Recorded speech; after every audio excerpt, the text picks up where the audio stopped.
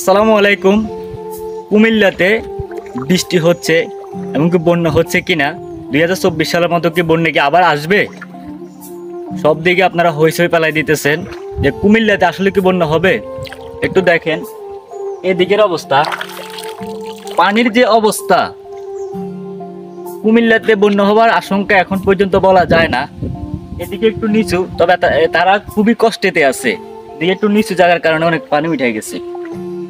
তবে কুমিল্লাতে, কুমিল্লা নাঙ্গলকোটে হতে পারে বন্যার আশঙ্কা একেবারে কম।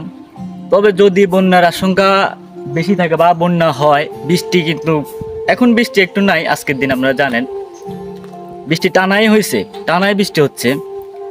আমাদের যে গ্রামটা আছে কুমিল্লা নাঙ্গলকোট সন্তাল গ্রাম, বন্যা হবার আশঙ্কা মোটামুটি বলা যায়। এমনকি তাও না যে আমরা একবার কষ্টে আছি বা আমাদের ত্রাণ লাগবে বা ত্রাণ দিতে হবে, এমন কোনো ব্যাপার না। এখন পর্যন্ত যে অবস্থা আছে আলহামদুলিল্লাহ ভালোই আছি। বন্যার আশঙ্কা বলতে পারেন 20%। যদি বৃষ্টি হয় আগামীতে, বৃষ্টি হলে হয়তো আমি অবশ্যই আমার নিউজ দিয়ে দেবো আপনাদেরকে বন্যার আশঙ্কা কীরকম। তো আপনারা কোনো টেনশন করবেন না, যারা প্রবাসে আছেন বা বিভিন্ন জায়গায় আছেন, চিন্তা করতেছেন, কোনো টেনশন করার কারণ নেই। বন্যার আশঙ্কা খুবই কম। তো অবশ্যই আপডেটটা পরে জানাই দেবো যদি বন্যার আশঙ্কা থাকে। তো ভালো থাকবেন।